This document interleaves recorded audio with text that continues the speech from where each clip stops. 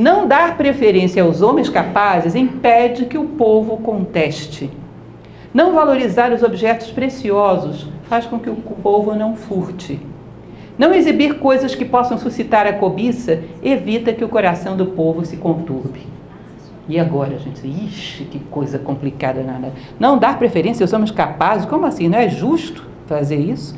O que ele diz é o seguinte: ninguém pode obrigar um ser humano a evoluir. Existe uma lei muito incômoda chamada livre-arbítrio. Eu não posso obrigar ninguém a evoluir, nem a mim mesmo. Mas eu posso criar condições ideais para que ele se sinta convidado a isso. E as condições ideais consistem em não atiçar os desejos dos homens. Fazer com que as suas necessidades básicas sejam atendidas e que ele seja convidado a subir. Quando uma pessoa faz aquilo que é justo na nossa sociedade, é muito comum, quer dizer, nem sempre, mas às vezes acontece. Sabe aquela pessoa que acha uma mala de dinheiro e entrega e todo mundo, publica na primeira página do jornal. Tá bem, a gente faz isso porque é muito raro. Mas considerem, essa pessoa não fez apenas a sua obrigação, que era ser honesta? E quem me garante que se eu ficar fazendo isso sempre, ela não vai fazer por causa da publicação na página do jornal? Porque isso é um ganho. Experimente colocar a sua fotografia no Correio Brasiliense para ver quanto custa. Isso é um ganho. E quem me garante que isso não vai me motivar? Bom, absolutamente nada vai ser ganho. E eu faço assim mesmo. Ação por dever. Vou ganhar alguma coisa. Começa a ter o desejo disso. Um estado ideal, que é o que o taoísmo está tentando propor aí, um estado ideal coletivo para comandar a humanidade e também o comando que você tem de si mesmo. Não fica atiçando desejos. Ou seja, se uma pessoa faz algo justo, ela tem que sentir sobriamente que fez o que deveria. Porque se você começa a alimentar também desejos emocionais, desejos mentais, desejos espirituais, como a gente falava no início, é mais difícil se libertar deles do que dos desejos físicos. Um estado ideal não obriga uma pessoa a crescer, mas cria as condições ideais para que ela cresça. Sabe como? Não atiçando o animal dentro dela. E criando todas as condições adequadas para que o humano se manifeste. Agora, se vai manifestar ou não, eu não sei, vai depender dela. Mas eu fiz todo o possível, eu desobstruí todos os caminhos. Desobstruir, que palavra difícil. Não é isso?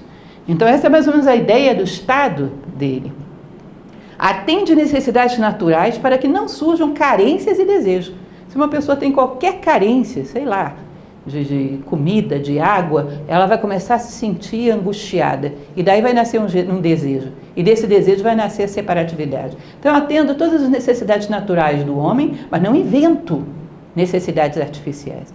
A partir daí eu deixo que ele comece a procurar aquilo que realmente falta para completar a sua vida, que já não é mais uma coisa, é ele mesmo. Se eu começar a colocar mais coisas aí, ao invés de ajudá-lo, eu vou desviar a atenção dele.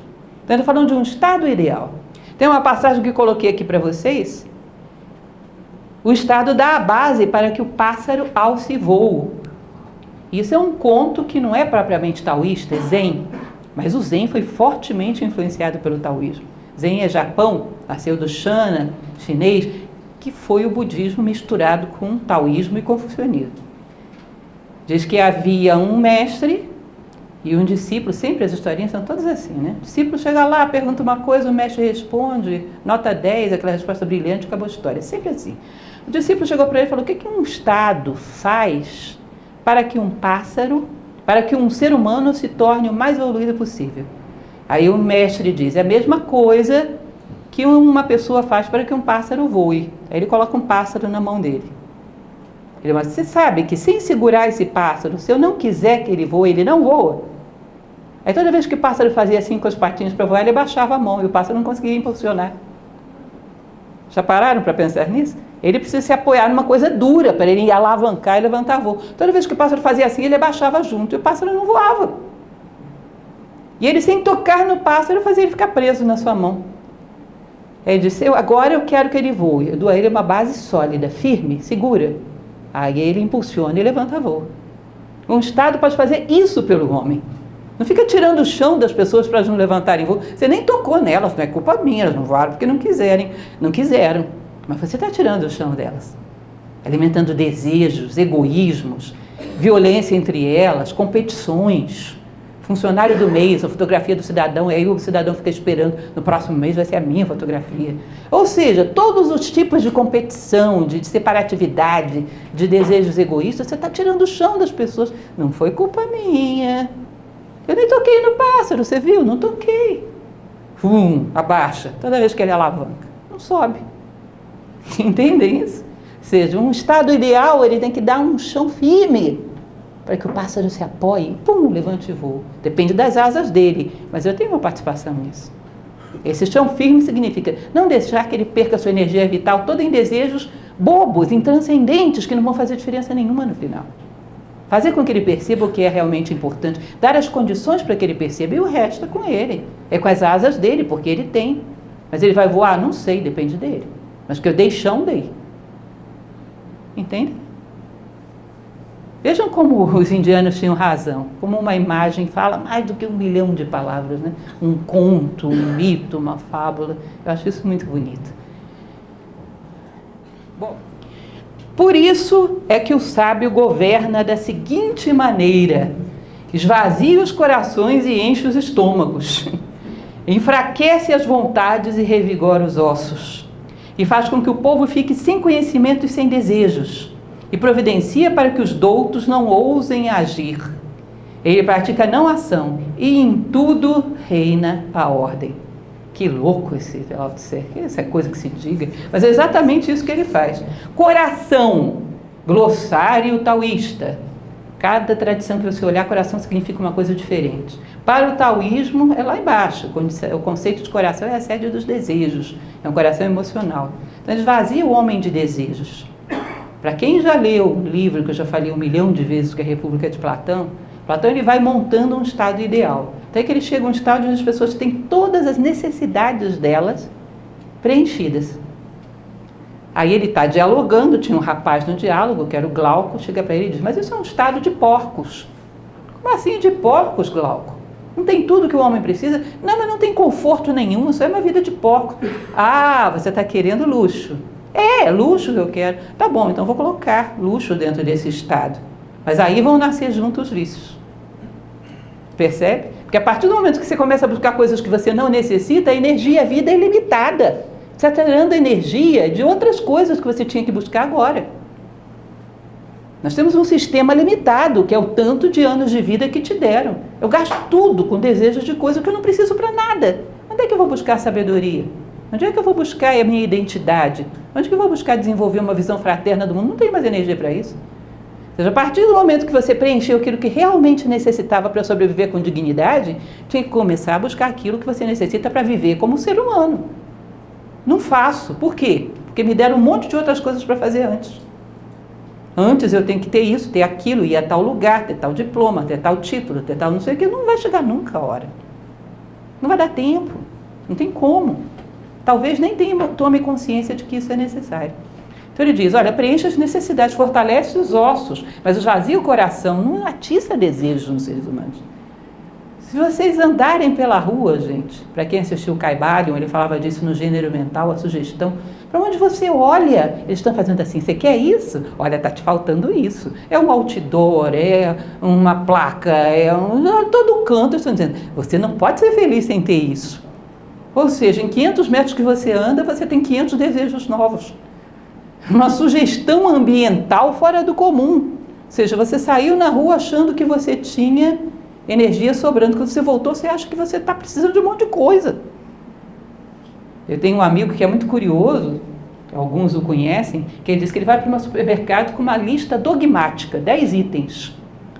E ele sai de lá com 10 itens. O mundo pode estar acabando, o apocalipse sinal. Ele não compra nada além daqueles 10 itens que estão escritos, para não ser sugestionado a inventar necessidade que ele não tem. Eu acho engraçado. Se a gente tivesse mais ou menos fixo o que a gente quer da vida, talvez não fosse tão sugestionável. Não precisava ser tão dogmático, né? Mas ter um pouco mais de avaliação do que realmente nos falta para sermos felizes. E isso em todos os planos, porque não pense que é a sugestão do supermercado que é a mais grave. As mais graves são as sugestões de pensamentos, de conceitos, de comportamentos, que enchem o nosso tempo, transbordam. As sutis são sempre mais graves. Bom, então, Ele faz com que o povo fique sem conhecimento daquilo que não necessita conhecer, um conhecimento extenso e não profundo. Ele não cria nomes de coisas que não existem. Já já ele vai entrar com essa história dos nomes. A partir do momento que eu começo a inventar nomes de necessidades que você não tem, eu começo a criar nomes que não correspondem a nada real. Aí você fica correndo atrás de sombras, que nem o mito da caverna de Platão. Começa a fazer você conhecer coisas que não são reais. Conhecer diferente de saber. Conhecimento diferente de sabedoria. Conhecimento como extensão, sabedoria como verticalidade. Então você corre atrás de um monte de nomes que quando você pega vira pó, porque aquilo não era real. E nisso lá se foi a tua energia, a vida inteira. E não deixa que os doutos ajam, ou seja, aqueles que têm alguma habilidade, que não as usem para projetar o seu eu pessoal, porque senão vão gerar inveja. E isso é um conceito que eu acho lindo de Lao Tse. Quando ele diz que quando você faz algo e é invejado, não é só culpa de quem te inveja, é a maneira de como você ostentou as suas habilidades e os seus êxitos. Porque há aqueles que são tão bons, que beneficiam todo mundo e ninguém lembra nem que eles existem. Seus méritos não ofendem, suas qualidades não ferem. Se você é invejado é porque ostentou algum mérito teu com vaidade. Isso é pontiagudo, isso fere os outros, provoca desejos. Eles querem ter o que você tem. Sabe por quê? Dentro de você, lá no fundo, você pensou, eu sou mais do que você. Isso é muito sensível, muito sutil. Uma pessoa muito virtuosa não provoca inveja. Muito pelo contrário, as pessoas se sentem aninhadas, recebidas. Ninguém tinha inveja de Lao Tse. Todo mundo se sentia beneficiado porque ele existia. Ou do Confúcio, ou de seja lá quem for que vocês queiram. Era um privilégio que eles existissem, as pessoas não diziam, eu queria ter o que esse cara tem. Não, que bom que ele existe e pode me ajudar a crescer.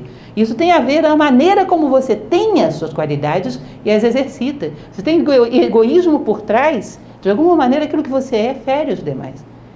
E a inveja seria uma reação a essa agressão que as pessoas receberam. Já pararam para pensar nessa possibilidade? Num determinado momento que a gente vai ver para frente, ele vai dizer, os sábios de antigamente eram tão bons que a única coisa que as pessoas sabem deles é que eles existiram.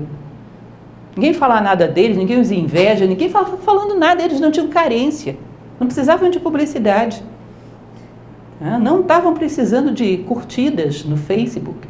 Então eles não estavam nem aí que as pessoas não falassem deles. Eles se preenchiam de satisfação por cumprir o seu papel. Você já deve ter ouvido falar, às vezes, de empresas que aquela pessoa, um belo dia, resolve se aposentar. No dia que ela se aposenta, todo mundo percebe que ela existia, porque abre um buraco tão grande. As pessoas dizem, nossa, ele fazia muita coisa, mas quando ele estava lá, ninguém nem via. É meio invisível, diferente daqueles que o pessoal vê demais, mas que talvez não faça tanta falta assim. Já perceberam isso? Pode parecer estranho, mas por trás disso existe um raciocínio muito taoísta. Bom, e fechando então, a não ação seria não correr atrás de sombras. E isso traz ao mundo a ordem, a paz e a sabedoria. Não correr atrás de coisas ilusórias, não desperdiçar a sua energia e vida, sublimá-la para coisas reais. Coloquei aqui para vocês como curiosidade, para quem já leu Memórias Póstumas de Brás Cubas, Machado de Assis, um brasileiro, um filósofo, gente. No início de Brás Cubas, ele vê a natureza Pandora, os homens todos correndo atrás de seus desejos, sendo destroçados. Aí ela eleva ele, olha para os olhos dele, ele vê aqueles olhos frios. Aquilo ali é taoísta demais, é budista, é tudo. Machado de Assis era um filósofo. Leiam essa introdução, esse iniciozinho do Memórias Póstumas de Brás Cubas. E ele olhando a vida, a natureza Pandora, e os homens sendo destroçados, não porque a natureza seja fria ou cruel, destroçados pelos seus desejos de possuírem aquilo que não existe, desperdiçando aí toda a sua energia e vida. É muito interessante que a gente aprenda a reconhecer e valorizar aquilo que temos. Machado de Assis é fantástico. É um filósofo, muito mais do que um escritor.